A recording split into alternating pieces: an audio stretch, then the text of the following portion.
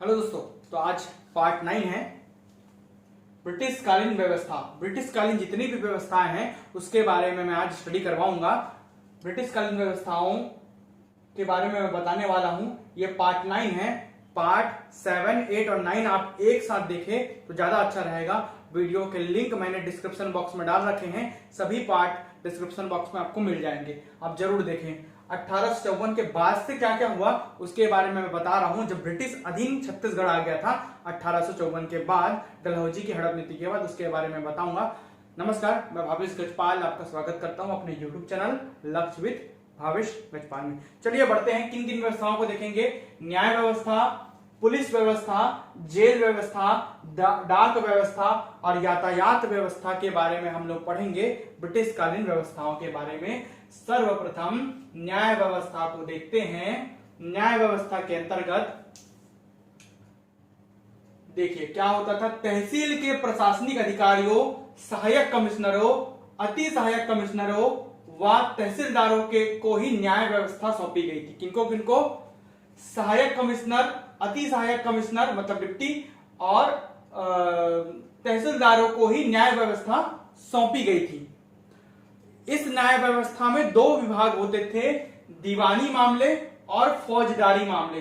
दीवानी और फौजदारी संबंधी मामलों के लिए नागपुर के रेसिडेंट जेनकिंस ने यह व्यवस्था लागू की थी। वही व्यवस्था अब से चली आ रही है। नागपुर में रेसिडेंट हुआ करते थे और छत्तीसगढ़ में सुपरिटेंडेंट हुआ करते थे, अधीक्षक हुआ करते थे, जो नागपुर के रेसिडेंट के अंतर्गत काम करते थे, क्योंकि नागपुर के अधीन ही छत्तीसगढ़ आता था तब। तो 1827 में जब जेनकिंस की मृत्यु होती है, उसके पहले उन्होंने दीवानी और फौजदारी दो न्यायिक व्यवस्थाओं के बारे में बताया, इजाद किया था। उन्हीं दीवानी और फौजदारी व्यवस्थाएं वही बाद में भी चलती रही। तो दीवानी और फौजदारी मामले, दीवानी मामलों को तहसीलदारों के माध्यम से सुलझाया जाता था। दीवानी मतलब दीवान क्या करेगा? पैसा वसूलेगा, समझ लो। तो पैसा वाला मुद्दा है, ठीक है, चोरी चकारी वाला जो मुद्दा है वो सब दीवानी मामलों के अंतर्गत आएंगे, ठीक है। दीवानी मामलों के अंतर्गत तहसीलदारों के माध्यम से सुलझाया जाता था। जबकि फौजदारी मामले, फौज क्या करती है, ऐसे याद रखने का तरीका बता रहा हूं। फौज लड़ाई झगड़ा, मारपीट, हत्या, तो ये सब फौजदारी मामलों के अंतर्गत आते हैं। तो फौजदारी मामलों के अंतर्गत डिप्टी कमिश्नर, तहसीलदार दोनों मिलकर सुलझाते थे। किनको? फौजदारी मामलों को डिप्टी कमिश्नर व तहसीलदार दोनों मिलकर सुलझाते थे। तहसीलदार 100 रुपए 50 रुपए तक के मामले सुलझाता था, जबकि डिप्टी कमिश्नर हत्या के मामले सुलझाता था। इन दोनों को हत्या के लिए मृत्युदंड देने का अधिकार नहीं था। अंतिम निर्णय जो था वो कमिश्नर करता था। कौन करता था? कमिश्नर। चाहे फौजदारी मामलों संबंधित जो भी बड़े मामले थे उनके अंतिम निर्णय हमेशा कौन करता था? कमिश्नर करता था, जो कि संभाग में पदस्थ था।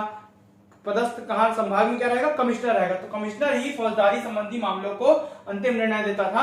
पहले इन्हें भी हत्या के आरोप में मृत्युदंड का अधिकार नहीं था, बाद में धीरे से इनको मृत्युदंड का अधिकार दे दिया गया। किनको? कमिश्नर को। इस प्रकार दो मामले होते हैं, दीवानी और फौजदारी मामले। आगे बढ़ते हैं। जिला मुख्यालयों में डिप्टी कमिश्नर व सहायक कमिश्नर न्यायाधीश के रूप में कार्य करते थे। जो इनकी वकालत के लिए न्यायाधीश बनेंगे वो जिला मुख्यालयों में बैठेंगे और वो डिप्टी कमिश्नर और सहायक कमिश्नर ही होंगे। यही न्यायाधीश के रूप में कार्य करेंगे। नायब तहसीलदारों को 1856 से न्यायिक सुनवाई का अधिकार नहीं था। पहले नायब जो तहसीलदार हुआ करते थे वही न्यायाधीश के रूप में कार्य किया करते थे, परंतु 1856 से उनसे यह अधिकार छीन लिया गया। तो नायब तहसीलदारों को 1856 से न्यायिक सुनवाई का अधिकार नहीं था, मतलब इनको वंचित कर दिया गया। कमिश्नरों के द्वारा इनको वंचित कर दिया जाता है। अब अंतिम सुनवाई कमिश्नर करेंगे। अपील किनके पास होगा? जब डिप्टी कमिश्नर और तहसीलदार दो फौजदारी मामले सुलझाएंगे और दीवानी मामलों को जो तहसीलदार सुलझाएगा, अगर किसी को अपीली अधिकार मिलता है तो अपील करने के लिए संभागी कमिश्नर के पास करते थे। किसके पास? संभागी कमिश्नर के पास ही अंतिम अपील हुआ करता था। 1862 में आईपीसी इंडियन पेनल कोड लागू किया गया। आईपीसी की धाराएं लागू की गई 1862 में, जो कि ब्रिटिश कालीन व्यवस्था है। 1862 में आईपीसी की इंडियन पेनल कोड की धाराएं लागू की गई और 1 जनवरी 1863 से छत्तीसगढ़ में इन सभी व्यवस्थाओं को लागू कर दिया गया। क्रिया में ला दिया गया। कौन से? दीवानी संबंधी कौन मामले सुलझाएगा, फौजदारी संबंधी कौन मामले सुलझाएगा, ये सभी व्यवस्था 1 जनवरी 1863 से छत्तीसगढ़ में लागू हो गई। जैसे ही 1862 में आईपीसी की धाराएं लागू हुई, उसके बाद ये सभी व्यवस्थाओं के लिए अधिकारी बांट दिए गए और अपीली अधिकारी संभागीय कमिश्नर हुआ करते थे, जो संभाग में पदस्थ हुआ करते थे। आगे बढ़ते हैं। 1863 के बाद 1864-65 से लेकर लाखा बाटा प्रथा चालू हुई, जो कि पार्ट 8 नंबर के वीडियो में मैं बता चुका हूं। पार्ट 8 का लिंक डिस्क्रिप्शन बॉक्स में मैंने दे रखा है, उसको जाकर जरूर देखें। लाखा बाटा प्रथा के बारे में बता चुका हूं मैं। 1864-65 से लगभग 12 वर्ष तक यह प्रथा चली। अगली व्यवस्था है, दूसरी व्यवस्था, पुलिस व्यवस्था, ब्रिटिशकालीन व्यवस्था। 1856 ईस्वी में 785 व्यक्ति बल में, पुलिस बल में शामिल होने के साथ ही 4 पुलिस विभाग बनाए गए। 1856 में पुलिस व्यवस्था चालू की गई, ऐसा मान सकते हैं, और 785 व्यक्तियों को पुलिस बल में शामिल किया गया। साथ ही 4 पुलिस विभाग बनाए गए। उन चारों पुलिस विभागों के नाम क्या थे, मतलब हेडक्वार्टर के नाम क्या थे?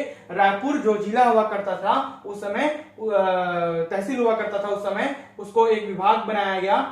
रायपुर स्वयं, रायपुर तहसील, धमतरी तहसील, रतनपुर तहसील। 1854 में जो 3 तहसील थे, रायपुर, धमतरी और रतनपुर, तीनों को, और साथ साथ रायपुर को जो हेडक्वार्टर हुआ करता था वहां, ये चारों जगह पुलिस विभाग बनाया गया।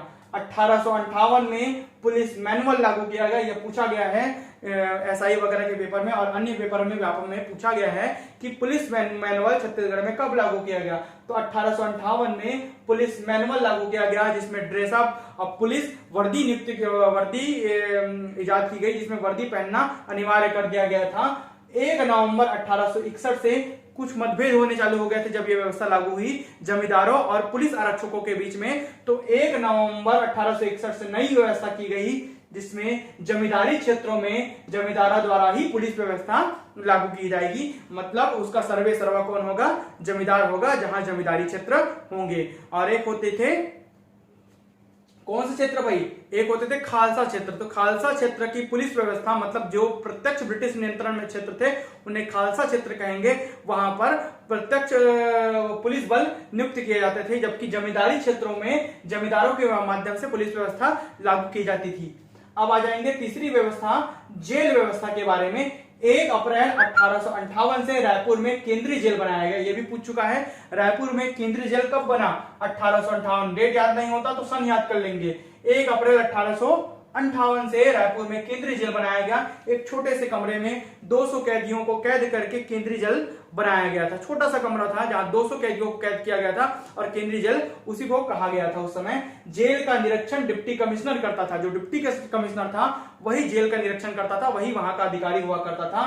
बाद में ये अलग व्यवस्था है ना, ये लिख दिया हूं, मिला तो 1873 में बिलासपुर जेल बना, 1858 में रायपुर जेल और 1873 में बिलासपुर जेल बना। ये दोनों आपको याद रखने, एक साथ पढ़ लोगे करके एक साथ लिख दिया हूं। ये ब्रिटिश कालीन व्यवस्था का हिस्सा नहीं है, ये बात का हिस्सा है। 1873 में बिलासपुर जेल बना, 1858 में रायपुर का केंद्रीय जेल बना। ठीक है, अब आ जाते हैं चौथी व्यवस्था के ऊपर। चौथी व्यवस्था है डाक व्यवस्था।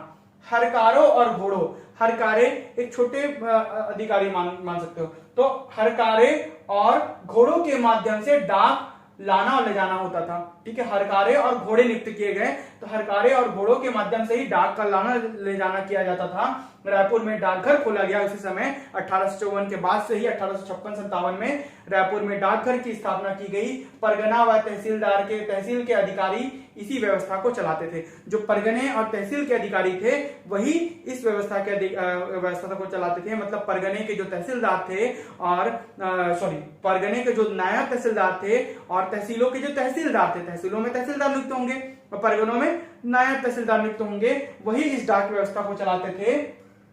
अगस्त 1857 में लेफ्टिनेंट स्मिथ रायपुर में मुख्य पोस्ट मास्टर हुए। अगस्त 1857 वो डेट है जब डाकघरों का पुनर्गठन किया गया। उस पुनर्गठन में लेफ्टिनेंट स्मिथ क्या होते हैं? मुख्य पोस्ट मास्टर होते हैं इन डाकघर के। ये पुनर्गठन का डेट है। पुनर्गठन करते हुए, सुधारते हुए 1857 में मुख्य पोस्ट मास्टर नियुक्त हुए लेफ्टिनेंट स्मिथ। कहां के? रायपुर के डाकघर के। अब आ जाइए पांचवी और अंतिम व्यवस्था, यातायात व्यवस्था पर। तो 1862 में 61-62 में जीई रोड का निर्माण किया गया, ग्रेट ईस्टर्न रोड जो कि NH6 कहलाता था, ग्रेट ईस्टर्न रोड का निर्माण किया गया 1862 में, जो नागपुर से संबलपुर तक जाता था। संबलपुर पहले इसी क्षेत्र में आता था, बाद में जब 1905 में बंग हुआ, बंगाल भंग हुआ, तब वो उड़ीसा में चला गया। तो नागपुर से लेकर संबलपुर तक जीई रोड का निर्माण किया गया, जिसमें दुर्ग रायपुर वाले क्षेत्र शामिल हो जाया करते थे। और इसी के साथ एक और एक्स्ट्रा पॉइंट जोड़ दें ताकि आपको याद रहे, 1905 में नेशनल हाईवे 130 बना, बिलासपुर से लेकर अंबिकापुर तक का रास्ता 1905 में। ठीक है, इस प्रकार ये व्यवस्था कंप्लीट हो जाती है। ठीक है, इस व्यवस्था को कंप्लीट मानते हैं। ये ब्रिटिश कालीन व्यवस्था है। इनमें पांचों व्यवस्थाओं के बारे में मैं बता दिया हूं। इस प्रकार ब्रिटिश की मुख्य व्यवस्थाएं खत्म हो जाती है। अगले में हम पूर्ण रूप से आधुनिक इतिहास में प्रवेश करेंगे पार्ट नंबर 10 से। धन्यवाद।